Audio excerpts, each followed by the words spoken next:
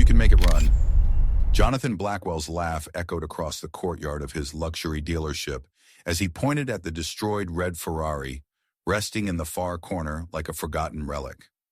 The car was a wrecked, twisted frame, burnt wiring, shattered engine block, a once beautiful machine reduced to a pile of red metal.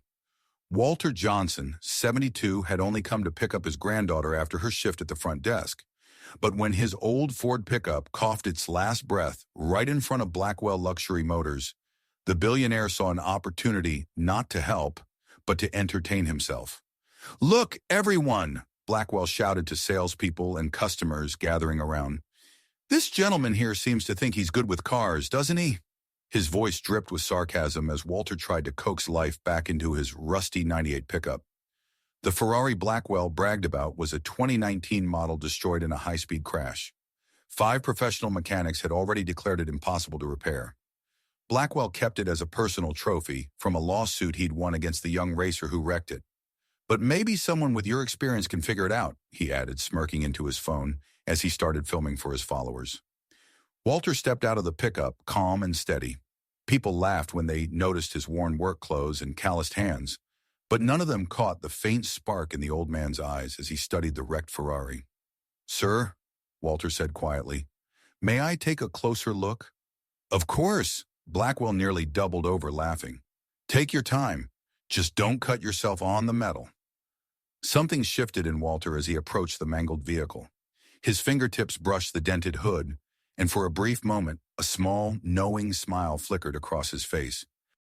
Because what the crowd couldn't see, what Blackwell had absolutely no idea about, was that those rough hands had built things far more advanced than any car on that lot. And if you're enjoying this story, make sure to subscribe, because what happened next turned Blackwell's little 5-minute joke into a moment nobody there would ever forget. The mockery didn't stop. Customers filmed from every angle, uploading clips under tags like "Redo Oldman Challenge" and "Jerry Ferrari Fix." Blackwell played host, waving his phone like a showman. 30 minutes in and he still believes he can do it, he laughed. Such dedication, truly inspiring. But Walter didn't hear a word. He had removed the control panel with a level of precision that slowly drew confused stares from a few observers. His movements weren't random. They were deliberate, expert even. "Hey, old man," one salesman shouted. "If this doesn't work out, my dad's hiring at his bike shop." The crowd erupted again, but Walter remained focused. At 72, he knew that respect wasn't something you asked for, it was something you proved.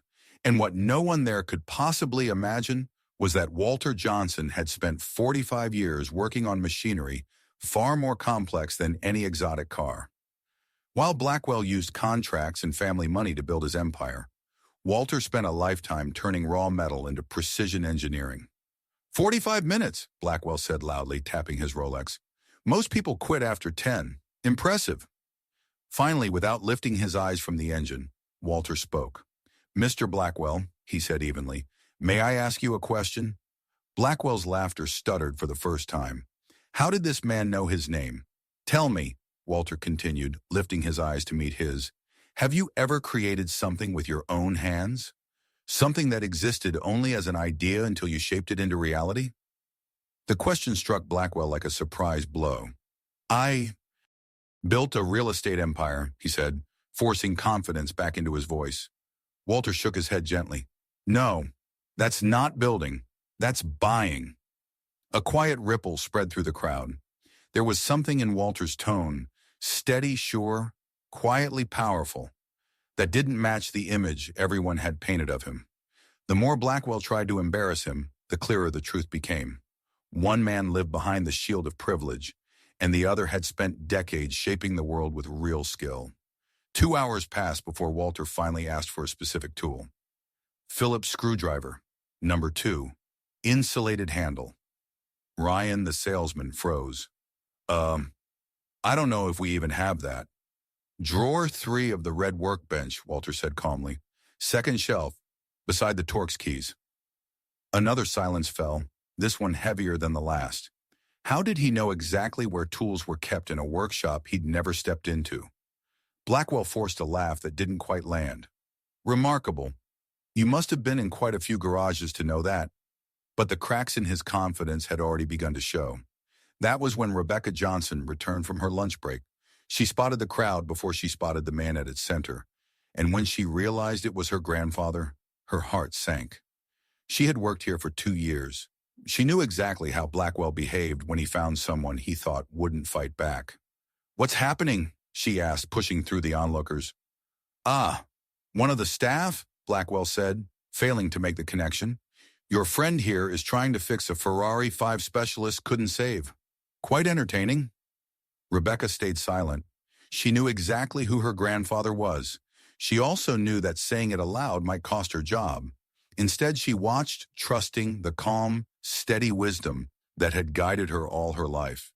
Meanwhile, Walter had reached the car's main electrical system. His movements were smooth, precise, so precise that even the most skeptical observers were growing uneasy. These weren't random guesses. These were the practiced motions of someone who understood every inch of the machine. "Do you know what the real problem is?" Walter finally said, turning to Blackwell. "This engine wasn't ruined by the crash. It was damaged on purpose." A shock ran through the crowd. Blackwell laughed, but the sound rang hollow. "On purpose? Now that's imagination. It was an official accident report." Of course it was reported.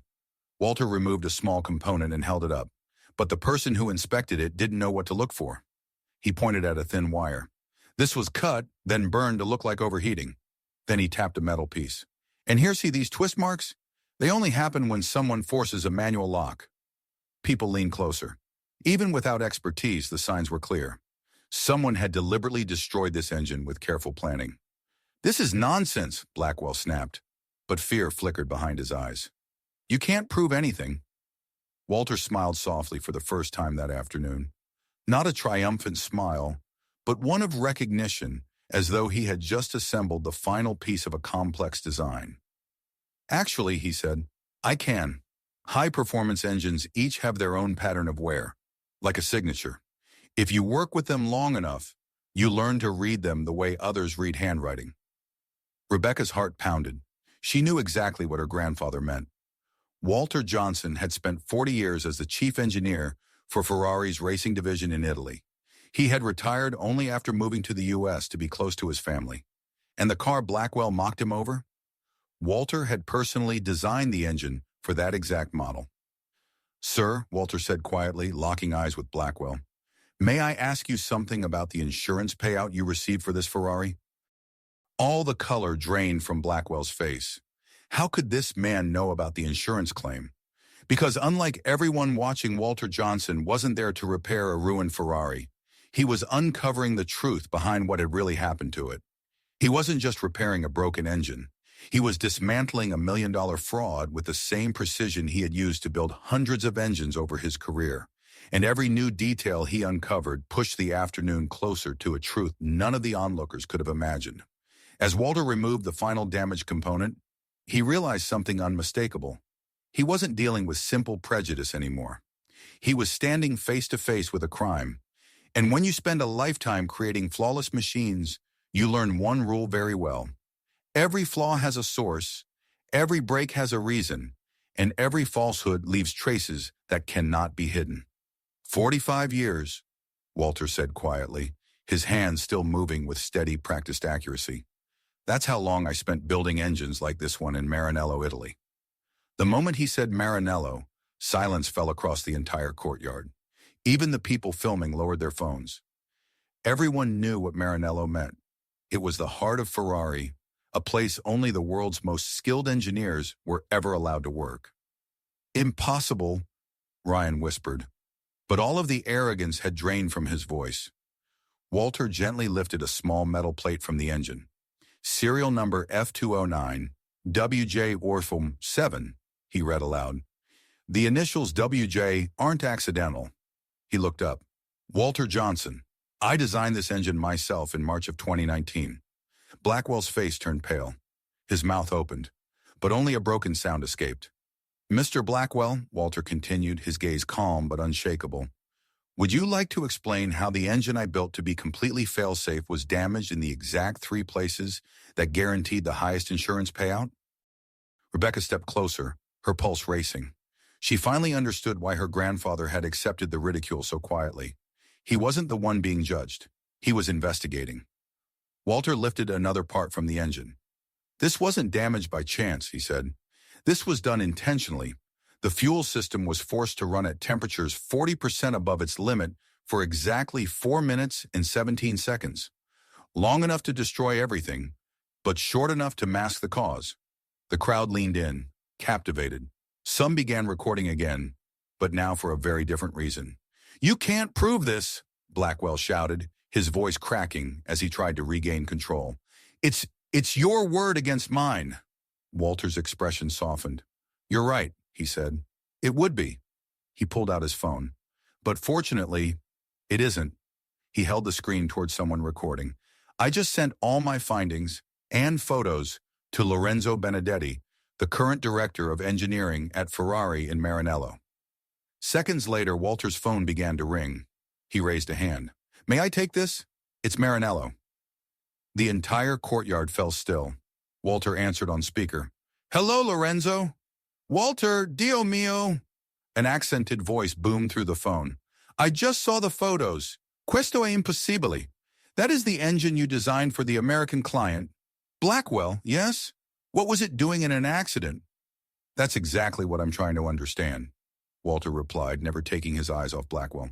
"Especially since this engine contains a safety device I created precisely to prevent the type of failure reported in the incident." "Walter, are you recording this?" Lorenzo demanded. "Good. Send everything to our legal department. That vehicle was registered under a suspicious insurance claim." Blackwell moved toward the phone, panicked, but Walter stepped back effortlessly. "There's more," he continued. "The current owner claims 5 mechanics said the engine cannot be repaired." "Ridiculous," Lorenzo snapped.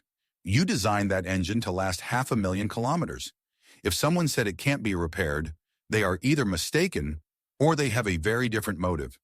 At that moment, Rebecca stepped forward. "Grandpa Walter," she said loudly, "do you need any help?" The silence that followed felt like the air itself had stopped moving.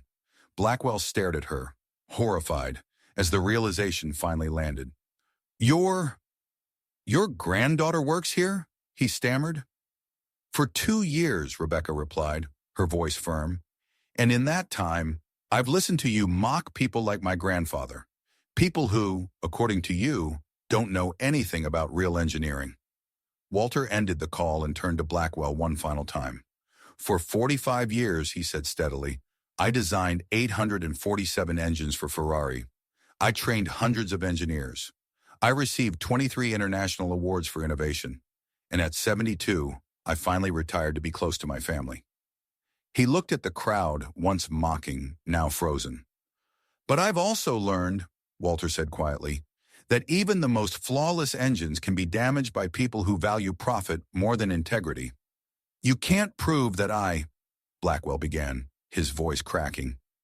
"Actually," Walter interrupted gently, "I can." He lifted his phone again.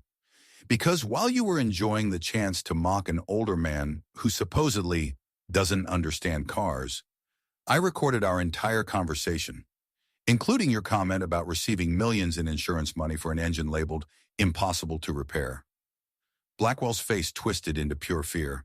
In his pride, he had bragged openly about a $2.3 million payout for a car that, according to him, was beyond saving. "And speaking of recordings," Walter continued calmly, "the insurance company will be very interested to learn that the crash that earned you those millions wasn't an accident at all, but intentional damage documented by the engineer who built the engine himself." Blackwell began to shake. His empire, fueled by inflated insurance claims, was about to fall apart. Worse, every word he had spoken was being streamed live. "Mr. Walter," one of the customers asked, holding up his phone, "may I post this? People should know the truth." Walter nodded. "Of course, but please post this part as well." He walked to the Ferrari, bent over the engine, and with sure, practiced movements, reconnected the system. In less than 10 minutes, the car 5 mechanics had given up on came roaring back to life. The deep, flawless sound of the Ferrari engine filled the courtyard like a victory march. Blackwell stood frozen, forced to watch his deceit fall apart at the hands of the very man he tried to embarrass. Rebecca approached her grandfather and whispered, How did you know it was the same engine you designed? Walter smiled gently. When you build something with your own hands, you recognize it, even in pieces. Just like you recognize when someone tries to destroy it purposely. As the engine continued to run, a single question hovered in the air.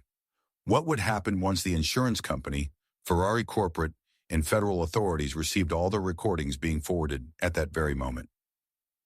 3 weeks later, Walter Johnson sat inside an FBI conference room in Los Angeles, watching agents sift through stacks of documents spread across a long table. What began as an afternoon of humiliation had become the cornerstone of a major federal investigation. "Mr. Johnson," said Agent Martinez, adjusting her glasses, "your technical analysis was essential. We discovered that Blackwell Corporation submitted fraudulent claims on at least 17 luxury vehicles over the past 5 years, always using the same sabotage technique you identified." Walter nodded, calm as ever. At 72, he understood that patience often accomplished more than anger. "And Mr. Blackwell was taken into custody yesterday," the agent continued. "Charges include resisting arrest, attempted bribery, obstruction, and multiple counts of fraud. He won't be returning to public life anytime soon." She smirked slightly. When he realized his accounts were frozen, he tried offering $200,000 to the agent processing the warrant. Meanwhile, across the city, Rebecca Johnson had just been promoted to general manager of the dealership. After the previous owner's assets were seized, the company was bought by investors who valued ethics over appearances. Their first decision? Put someone trustworthy in charge. "Grandpa Walter," she said over the phone, "you won't believe this. Ryan, the salesman who mocked you, came to apologize. He said ever since the video went viral, he hasn't been able to sleep." The clip had passed 15 million views across all platforms. Viewers weren't just fascinated by Walter's quiet triumph. They were moved by the reminder that appearances often hide the greatest stories. Retired engineers from Ferrari, Mercedes, BMW, and other companies began sharing their own experiences with prejudice after leaving their careers. It became a global conversation about respect, skill, and humility. Lorenzo Benedetti had even flown from Maranello to Los Angeles to meet Walter. A private reunion quickly turned public when Ferrari decided to honor one of its most gifted engineers. "Walter, my friend," Lorenzo said before an audience of reporters and enthusiasts, "Ferrari owes much to men like you. Your precision, dedication, and integrity shaped not only our engines, but our legacy." That day, Ferrari announced a new initiative, the Walter Johnson Scholarship, a full-ride engineering program for talented young people from underserved communities. It was created to honor the man who had not only built engines, but had lived his entire life by the values that create greatness. The first class of the scholarship program included 10 students, ages 16 to 22, all chosen for talent, not family status. But perhaps the most meaningful change happened not in corporate offices or federal courts, but in Walter's own neighborhood. After decades of quietly repairing neighbors' cars for little or no payment, Walter had become something of a local legend. Young people began seeking him out, not just for help with their vehicles, but to learn from him. And to Walter's own surprise, he discovered a new passion: teaching. "The difference," Walter told his new students as they gathered around an engine, "between a good mechanic and a great one isn't in the tools. It's in the patience to understand every part, and the respect you show the work." Marcus, a 17-year-old who had been abandoned by his father, became Walter's most dedicated student. "Mr. Johnson," he asked one afternoon, "how did you stay so calm while that man tried to tear you down?" Walter smiled, his hands steady on the engine. "Marcus, I've learned one thing in 72 years. Anyone who needs to belittle others to feel important has already shown you everything about their character. Real strength isn't in replying in the heat of the moment. It's in building a life so solid that even 1,000 harsh words can't shake it." Meanwhile, Jonathan Blackwell faced a very different future. His real estate empire collapsed almost overnight when investigators discovered that several projects had been funded with fraudulent insurance payouts. Along with his sentence, he lost his mansion, his cars, his yacht, but most of all, the admiration he once demanded from everyone around him. Clips of his downfall flooded social media, always paired with commentary about respect and dignity. Business schools even began using his story as an example of how a lack of character can destroy an entire empire. Ryan, the salesman who had mocked Walter, eventually sought out both Rebecca and Walter to apologize in person. The meeting took place in Walter's garage, now full of students from all backgrounds. "Mr. Johnson," Ryan said, voice unsteady, "I know what I did was unacceptable. I don't expect forgiveness, but I needed to tell you that I've learned a lesson I'll never forget." Walter paused his work and met Ryan's eyes. "Son, all of us have misjudged someone at some point. What matters is what we do once we realize we were wrong. You showed up. You're trying to grow. That's more than most." He extended his hand, stained with grease but warm and steady. "If you want to make things right, help teach these young people how to be honest in business. They'll need that when they open their own shops." Ryan's transformation was remarkable. He began attending Walter's workshops regularly, learning not just about sales, but about humility and respect. 6 months later, he earned a promotion at the dealership, this time because of genuine merit. The Ferrari Walter repaired became a permanent display at the dealership, now renamed Johnson Premium Motors. A plaque beside it told the full story of that unforgettable day, reminding everyone who walked through the doors: never underestimate anyone. During the grand opening of the new dealership, Walter was invited to speak before mayors, business leaders, and journalists. His words, simple, sincere, and powerful, echoed far beyond the event. "For 45 years, I built engines that carried people across the world," Walter said into the microphone. "But I've learned that the most important engine I can help build now is the next generation. Young people who understand that true success comes not from putting others down, but from rising with integrity and honest work." The audience rose to its feet. The applause lasted more than 5 minutes. Among them were dozens of retired professionals, doctors, engineers, teachers, tradespeople, individuals who had faced similar prejudice after their careers ended. Walter's story had become a symbol of dignity and resilience for an entire generation that refused to fade into the background. 6 months later, the Walter Johnson Scholarship had grown to 50 students, funded not only by Ferrari, but by supporters worldwide who were inspired by his story. The program expanded to include not only automotive engineering, but also aeronautical, marine, and renewable energy design. Marcus, the young man who once asked about patience, earned a full scholarship to the California Institute of Technology.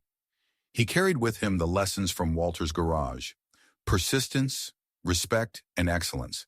In his acceptance letter, he wrote, "I've learned that real knowledge begins with humility, and the greatest honor is using your skills to lift others." Last week, Walter received a letter he never expected. It came from Jonathan Blackwell, written from prison. The tone was nothing like the man Walter had met that day. It was respectful, sincere, and filled with regret. Jonathan admitted that the incident at the dealership hadn't just revealed his financial wrongdoing, it had exposed his lack of character. He finally understood that real wealth is not measured by possessions, but by the respect a person earns through their actions. Walter replied with the same dignity that had defined his entire life. He didn't offer easy forgiveness, but he acknowledged the courage it took to confront deep mistakes. "The first step in rebuilding a life," then Walter wrote, "is to fully recognize the harm we've caused. The second is to spend the rest of our days repairing that harm through choices, not promises." Today at 73, Walter Johnson wakes each morning with renewed purpose. His small garage school has become a destination for engineers, apprentices, and teachers from around the world, all eager to meet the man who turned a moment of humiliation into a movement of global inspiration.